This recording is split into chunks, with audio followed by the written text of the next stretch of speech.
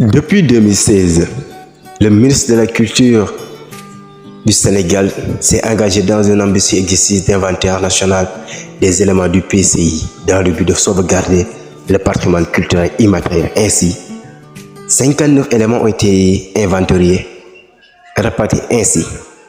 Dans la région de Saint-Louis, nous avons le Thiéboudjon, le Kampou Serigne Kadiar, le Kemtanu Penda Sarr Tchengaoulé et le Rabou Bassang. Le Thiéboudjon, art culinaire à base de riz au poisson, inventé à Saint-Louis par Penda Mbaye, est devenu un patrimoine national ainsi qu'un patrimoine mondial. En Wolof, l'expression Thiéboudjon signifie littéralement riz au poisson. Les Sénégalais appellent d'ailleurs effectivement ce plat Thiéboudjon Penda Mbaye. Penda Mbaye, originaire du quartier des pêcheurs de Gendar, gagnait sa vie en faisant la cuisine au marché.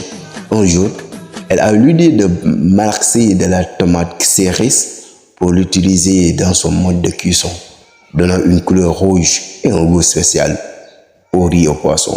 Kampou Serigne Kadiar, cérémonie d'intronisation du Serigne Kadiar à Gaye, symbole d'une démocratie vieille de plus de 350 ans. Cette tradition culturelle célèbre l'esprit de consensus et de concertation entre les grandes familles de Gaye, Yaladé, Djaraf, Gayen et Poulard. Le Serigne Kadiar, chef coutumier et régulateur social, est chargé de veiller sur le respect des traditions et coutumes, de l'imamat et de la préservation des valeurs culturelles. Ce rituel est toujours pratiqué à Gaye pour désigner le Serigne Kadiar. Kemtanu Penda Sarr Tchengaoulé. Il s'agit de savoir thérapeutique qui permet de guérir certains maux à distance et dont Penda Sarr était le détenteur. Cette dernière est une grande figure mythique du Fouta Toro dont les prouesses sont encore racontées au Wallo, à Saint-Louis, dans l'ancien Cap-Vert de Dakar et dans plusieurs autres zones où vivent des communautés de pêcheurs. Dans ces familles, rien que l'invocation de son nom en Wolof à travers la formule Penda Sarr Tchengaoulé, qui signifie Penda Sarr Tchengaoulé, suffit pour débarrasser quelqu'un d'une arête de poisson plantée au fond de la gorge. Ce savoir est conservé par la descendance de Penda Sarr.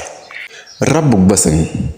Le tissage des nattes chez les Mauresques est un savoir-faire qui associe le cuir, tannage, teinture et tissage aux fines branches de guigis, d'arquiche, plantes aquatiques qu'on trouve dans le département de Saint-Louis, à Diamant et environ.